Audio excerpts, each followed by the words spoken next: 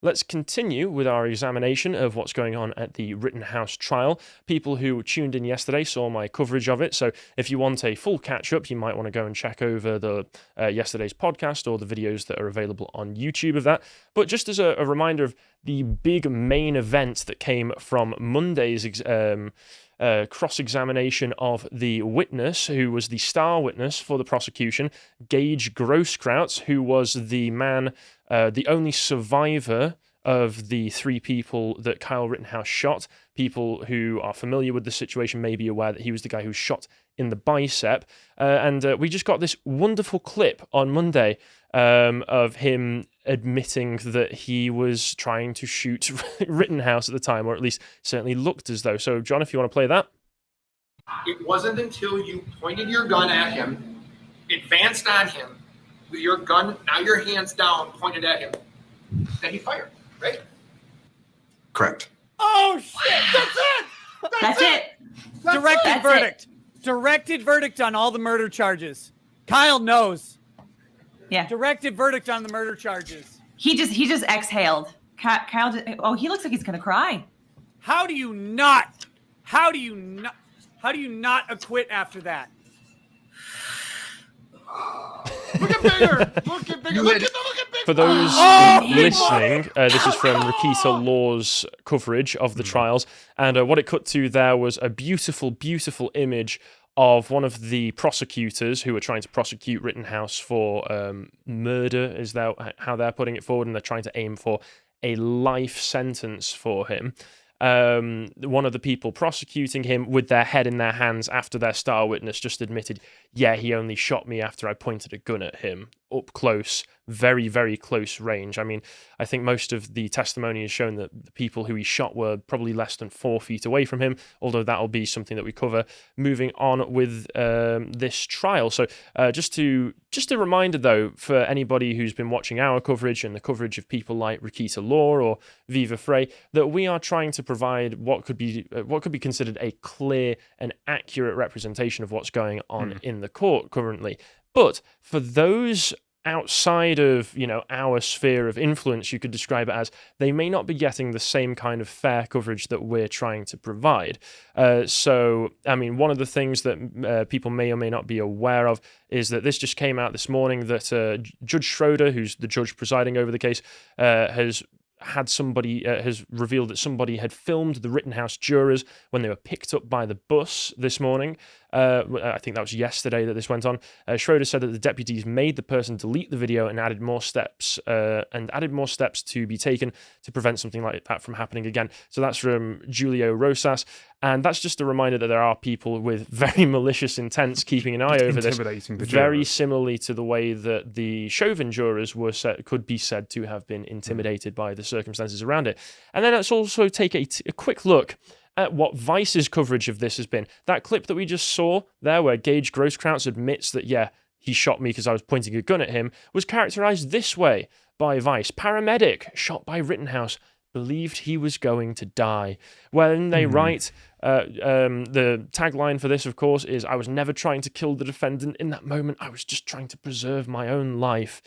Yeah, I do not believe a word this man says other than what he was saying in the cross-examination. So it says, Gage Grosskreutz, the lone man to survive being shot by Kyle Rittenhouse, said in court Monday that in the seconds before Rittenhouse fired, Grosskreutz believed he was going to die. I'm sure that Rittenhouse also felt similarly, with a gun, a Glock pointed at his face. Who was the one running away again? Yes, exactly. That's a good point. All of the footage, of course, shows Rittenhouse running away from the people who were attacking him. The high-profile Rittenhouse trial has now entered its second week. Rittenhouse 18 is accused of intentionally killing Joseph Rosenbaum and Anthony Huber and wounding Grosskreutz during a night of chaotic unrest in August 2020 in Kenosha, Wisconsin, 2 days after a cop shot and partially paralyzed a black man there. So you can see immediately there is a certain level of framing going on, or reframing of the events. The shooting, of course, you may be aware, was that of Jacob Blake, who was initially characterized as having just been shot by the police for having done nothing, when it in fact turned out that he was, I think, going for a knife or had a knife and had already been tased by the police, and it had had no effect on him. and then the resultant Kenosha riots were all about basically rising up against continued police brutality against what they considered to be Yes. continued police what they brutality. considered to be quite right. So the shooting him seemed to be the last line of defense that they had, and he has ended up paralyzed as a result. And here's how they characterize that moment, that glorious moment that we just watched there. So right-wing and pro-Rittenhouse media seized upon the moment and celebrated it as a crucial victory for the defense.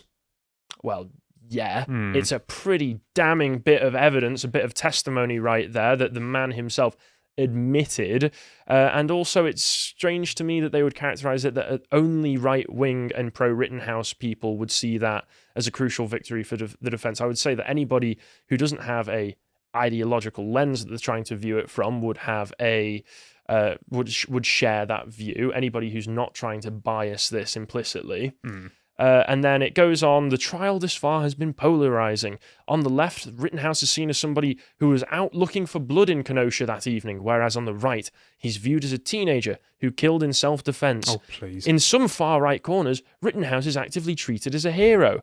I mean, judging by all of the evidence that's been presented so far, all of the testimony, and the videos that have been available for well over a year at this point, where basically every angle at this by this point of the incidents has been documented and posted online, it does look like he was killing in self-defense because these people were attacking him, and those treating him as a hero. This is just me putting forward their perspective.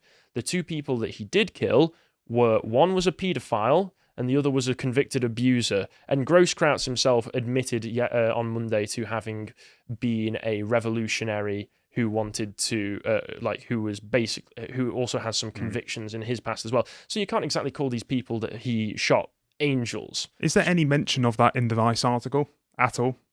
I don't believe the Vice article mentions mentions those characterizations. I mean, once again, but instead of mentioning Grosskreutz' previous convictions for, I think one of them, this may be speculation on my part, but I'm pretty sure I saw one of them was him at 18 assaulting his grandmother so that he could get money off of her. What a lovely bloke. But in Vice, he's just a medic. He's just a medic out to try and help people. So you can see how mainstream is trying to spin this.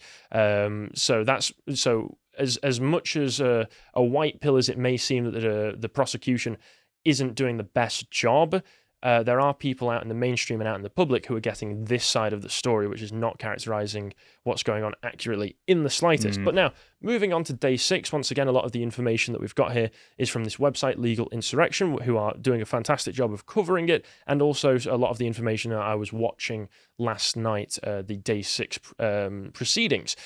So first of all, the state, being the prosecutors, brought out their last 2 witnesses for their case. Obviously, this is the point where they go, I rest my case, Your Honor, to try and put forward the argument to disprove that Kyle was defending himself from assailants. They're trying to put forward the argument that he was purposefully going out to try and attack. They've also used other lines of argument, such as that he was part of some kind of organized militia who were going out there to try and purposefully cause damage and incite violence so that they could attack people, presumably, and just attack peaceful protesters. Where's the evidence for that?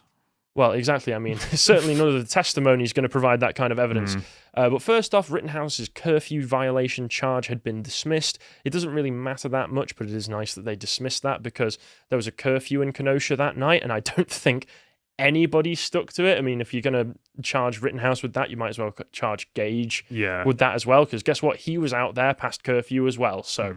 Same charge. Yeah, there you go. But first witness they brought out was James Armstrong, who was an imaging expert brought on to testify regarding the footage that he improved, which I believe was the HD FBI drone footage of what happened, which supposedly had been lost, but must have been found behind a sofa cushion at the FBI somewhere, because initially they said that footage doesn't exist anymore, and then all of a sudden, bam, there it is. And this guy came out to testify on behalf of what was in that footage, as well as just review the footage with everybody. It wasn't that eventful. It was kind of just showing the same sorts of things that we'd seen before. Anybody who'd watched the Rittenhouse videos, it wasn't really any new information. Although it did provide a fantastic new view in HD of Rosenbaum very clearly chasing after Rittenhouse, and then Rittenhouse trying to get away from him and having to turn around, and then Rosenbaum very clearly lunges for him, at which point Rittenhouse opens fire on him. So it's just another clear-cut case of self-defense.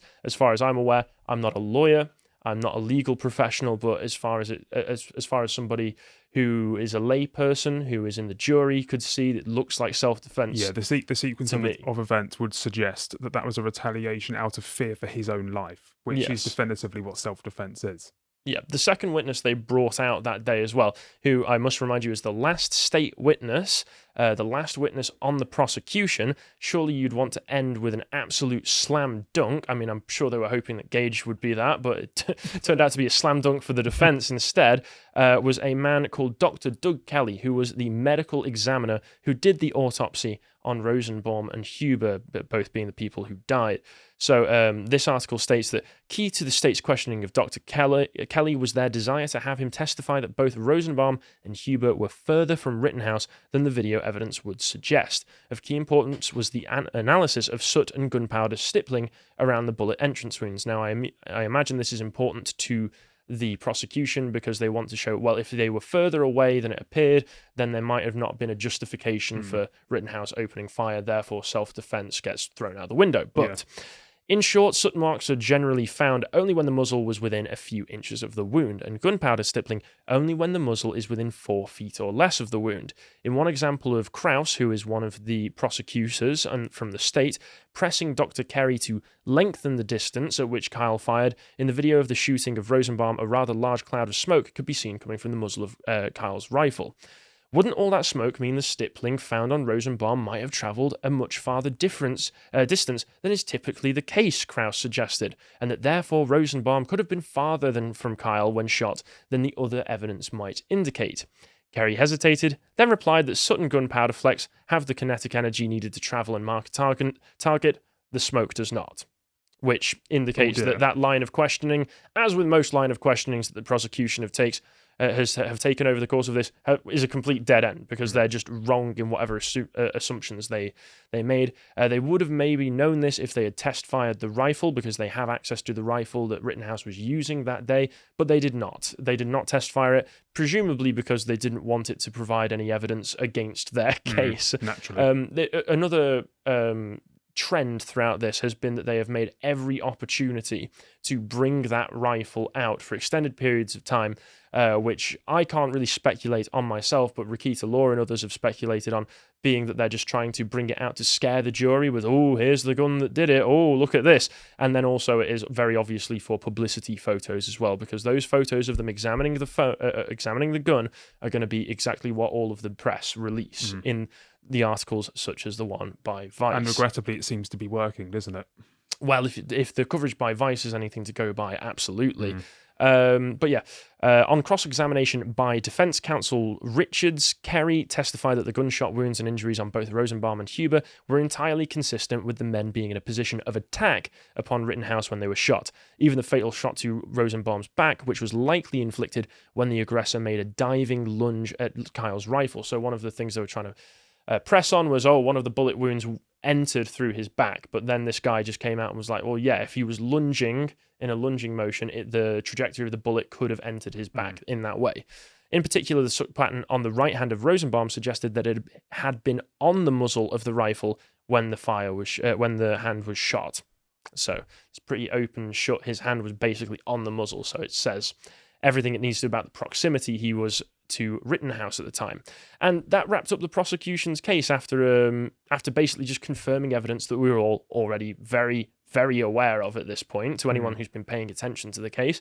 Got to say, as far as I can tell, they didn't really put forward a strong case. But then now we've moved on to the portion where the defense are able to bring in their witnesses. And so far, honestly, if the prosecution has not been doing a great job of putting forward their own case, the defense is doing a great job of smashing it even more.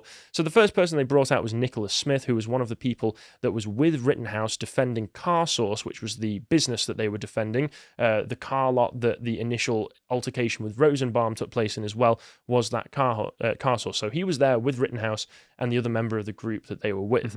So a key value of the appearance of Nicholas Smith was his testimony indicating that the Car Source owners had explicitly requested, gratefully accepted, and offered to pay for the protection and assistance of himself, Kyle, Ryan Bouch, and others at the Car Source location that night. Further, he testified that the owners had provided the protectors with keys and other means of access to the properties, and that would include pointing out where the ladders were so that they could take the ladders onto the roof so they could get more of a bird's eye view to protect it. Smith would work alongside Kyle, Ryan Balch, Jason Lukowski, and Joanne Fiedler, the next defense witness, who we'll get onto in a moment, amongst others, to accomplish precisely this. Smith's testimony was vastly more credible than the confused testimony of Sal and Sam Kindry, the owners of CarSource, who had been state's witnesses on behalf of the prosecution, and they had presented a testimony on behalf of the state, in which they ridiculously purported to have no particular knowledge of all of these armed men on their properties. Very, very strange thing to try and argue there. Just a bit. Smith also testified about Kyle's shocked demeanor in the aftermath of the shootings and his urging of Kyle to turn himself into the authorities, which, of course, Kyle had already attempted. I believe that the police have said that they just thought he was another passerby trying to wave them down, which is why they waved him away rather than took him in, and which he would later do that evening in nearby Antioch, Illinois, which I assume I pronounced that correct. So basically, it just corroborates all of the evidence that has been very obvious up to this point anyway, and also refutes the testimony of the two owners of the car store, who for some reason decided to say, oh, all these armed people protecting our business had nothing to do with us. We didn't have anything to do with this. Why would we want to have people protecting our business during riots? I mean, the mind boggles, doesn't it? Exactly. After this, they had brought on the second defense witness, Joanne Fiedler, who was honestly fantastic. Many people have started referring to her as based grandma because she was not taking, when they cross-examined her, she was not taking any of the prosecution's nonsense, and it was fantastic to watch. But here it says, like Nicholas, she also testified that she had personally met with the CarSource owners and that they were appreciative of the protection offered, and that the protectors had certainly never been told to leave the property. She worked alongside Kyle, Smith, Ryan Balch, and others to do precisely this. Fiedler also, however, provided substantive eyewitness testimony about the antics of one Joseph Rosenbaum, with a breadth of personal knowledge broader than what the jury had previously seen in this trial. Fiedler, who might be described as a little old lady, which I'd say is an accurate characteristic, was presented as patriotic and civic-minded, which does a fantastic job of dismantling the prosecution's characterization of this as some kind of armed militia force that they've been trying to use as evidence that they came there with malicious intent. Yeah, this is just a far-right coup. Exactly. But yeah, she testified about how some of the protesters outside the CarSource were aggressively seeking to provoke a physical confrontation, urging her to put away her gun, a .380 caliber pistol, and come out onto the street, getting increasingly angry and strident with her when she refused to repeat their own fist in the air power salute and so on. From watching it myself, she was saying that they were basically pretty friendly until she refused to do the fist thing, at which point they started to get very angry. They felt compelled to bully an old lady. Yeah, basically. That's great characterization of it there. She also testified extensively about the antics of Rosenbaum, including his apparently throwing an object moments before the protectors found themselves in the victim of a gas bomb attack. So from what she said was that she saw him with what appeared to be a bottle in his hand, lean back and throw it. And then immediately after him throwing it, something went off that caused her to have water streaming down her eyes. Something was irritating her face and eyes very, very strongly. And this actually corroborated directly with what Nicholas Smith had said in the previous testimony, which was that while he was on the roof, a bottle gas bomb had landed on the roof and exploded and sort of provoked similar reaction from them. So it's very, very interesting. She also confirms what others have said, which is that Rosenbaum was actively antagonizing the protectors and rioters and shouting the N-word BLM protesters, which does not sound like somebody who was there to protest racial injustice. Not in the slightest, no. Yeah, and the cross-examination by the prosecution was pathetic, and they brought out a script that I believe had been written by the FBI of some testimony that she'd given to them, or by the police, of some testimony that she had apparently given them like in the days after the incident went down, and they just presented it to her, and they were like, do you recognize this? And she just looked and she went, I've never seen this in my life.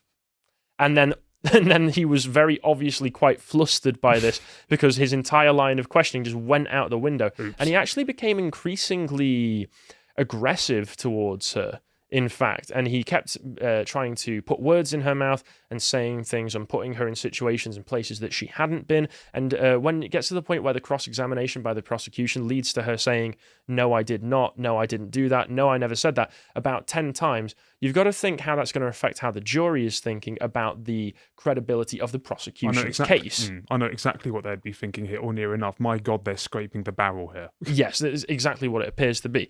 So she looked fantastic in front of the jury, I can only imagine. And then this next witness is a very, very important one, which nobody was expecting to be very important, especially after that, after Fiedler came out and kind of tanked some of the prosecution right there. But the third defense witness was a man called Nathan de Bruyne, who was a photographer on the scene of the riots, who took the photo of Rittenhouse, where he was quite famous at this point, the one where he's scrubbing all the graffiti off of the wall that became widely shared after the events happened. And he, as I say, he turned out to be much more important than you'd expect because of the photos that he provided. Many of the photos and personal observations de Bruyne had taken of Rosenbaum engaged in conduct that was helpful to the defense and harmful to the prosecution. Need an eyewitness with photos to testify about Rosenbaum holding a chain, probably threateningly? He had it. An eyewitness to testify about Rosenbaum's threatening, violent, provocative conduct towards others, needing to be held back from attacking? That's Nathan de Bruyne giving that testimony as well. Once again, that all just lines up with everything else we've heard about him, including him actively asking people in the street to shoot him, which is very strange behavior. He was also saying about how he had just got out of prison that day. This was part of the testimony, and he was not afraid to go back. Which speaks somewhat to malicious intent. Eyewitness testimony of Rosenbaum tipping over porta potties, dragging a trailer that would later be aflame into the street. Hearing Rosenbaum scream, "Here you go," that he just got out of jail and wasn't afraid to go back. Seeing Rosenbaum get angry when the dumpster fire was put out, which I believe might have been Rittenhouse himself putting that out with a fire extinguisher. And then hearing Rosenbaum shout "F the police" and "shoot me N-word" repeatedly. Yeah. This Nathan guy provided all of this testimony, which just corroborates everything else. He also said, needs someone to testify that he saw Huber strike Rittenhouse repeatedly with a skateboard, which many of you have seen if you've watched the footage, but this is just great to have another eyewitness testimony confirming it, that Huber had then fought for control of Kyle's gun, which I believe was what led to him being shot in the chest because he managed to yank it to his chest when Rittenhouse pulled the trigger. That Grosskreutz had approached a fallen Rittenhouse with a gun in his hand, which is all very obvious if you've seen the footage. So this all looks terrible for the prosecution, but this was not none of this was anywhere near as bad as what happened when the prosecution decided to cross-examine Mr. de Bruyne, which I think this can only be shown really. Here you've got Ian Armstrong reporting on it. It can only really be described by just watching the footage of it. If you just play that, John. In the room when you met with me and Mr. Binger and Ms. Beasy? Yes. Is it fair to say that you were very nervous? Yeah, absolutely. And we did have you read over your statement, right? Correct. And we asked if you knew anything beyond that statement. Correct. We didn't ask you to change it. Yes, you did. So there you go. Right there. We have under oath Nathan de Bruyne testifying on the cross-examination that for whatever reason, the prosecution had asked him to change his statement, presumably falsifying it. You can only imagine that seems to be the implication there. So if you're a jury, that just makes everything the prosecution has said, everything the prosecution has done, look very, very suspicious and highly motivated. There was a fourth witness who was a man called Lucas Stein, but he didn't really provide any info that we'd already got. He provided some phone footage that was incredibly blurry and hard to make out, so it was very difficult. So that's our coverage of day 6 of the Rittenhouse trial. We probably won't return to this for a few days until we get a few more of the defense witnesses in, unless, of course, they drop anything else that is as juicy as that. Yes. So there you go. It all looks like it's going pretty well for the defense. Well, it looks like it's going absolutely perfectly. I mean, it looks from my perspective, to a lay person that we've only had the defense so far, and yet the defense has literally only just started. We've had all the prosecution bring everyone forward, and it's looked like the defense have been putting their witnesses forward because of the way that they've just been tanking the case. So, I mean, the thing that I'm not sure if you you know anything about this. But these events whereby the jurors were being actively intimidated, has this been mentioned in the court process at all? I am not aware. It seems to have been addressed by the judge. I can assume that was him addressing it in the court process. Sorry, excuse me. I can assume that he's addressed it, but there has also been, similarly to what happened with Chauvin earlier this year, there have been social media posts by people saying that we need to get the right result, and you know what they mean by the right verdict, and that there will probably be consequences if we don't get the right verdict. So once again, seems to be a certain level of intimidation, and they've also been saying stuff like, "Oh, we can find the jurors." Even like there've been people taking photos, we'll be able to find the photos of the jurors. So that does worry me a little. But hopefully, if justice is to be done, Rittenhouse will walk free. Yes, I mean it certainly does look that way, doesn't it? Hopefully. And let's hope that this continues to be productive, fair, and just, and that of course the right outcome results. Thanks for watching this clip from the podcast of the Lotus Eaters. We broadcast live on lotuseaters.com at 1 PM UK time every weekday.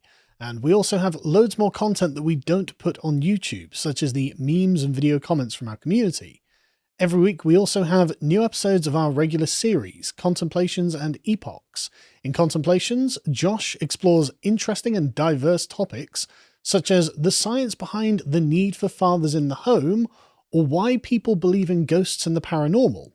In Epochs, Bo and I go on, often at length, about various events and periods in history that are particularly fascinating. We've just finished a 5-part mini-series on the 100 Years' War, which I particularly enjoyed right up until the end of it when, spoiler alert, the French won. Alongside our excellent team of in-house writers, we also commission articles from outside contributors, and Silver and Gold tier subscribers have access to an audio recording of each premium article, so you don't have to read it yourself. We interview various contemporary thinkers and entertainers, as well as host the recordings of our live events. We also have a series of premium video content on the site, which we think is particularly worthwhile, or we simply can't put on YouTube because their editorial policies prohibit reasonable discussion on the subject. Personally, I think the deep dives we've been doing into critical theory and critical race theory are most important, as we reveal the origins of intersectionality and the plan that the radical left has for our societies. We are funded almost exclusively by our subscribers, so if you'd like to join us in the work we're doing, head over to lotuseaters.com and we'll see you there.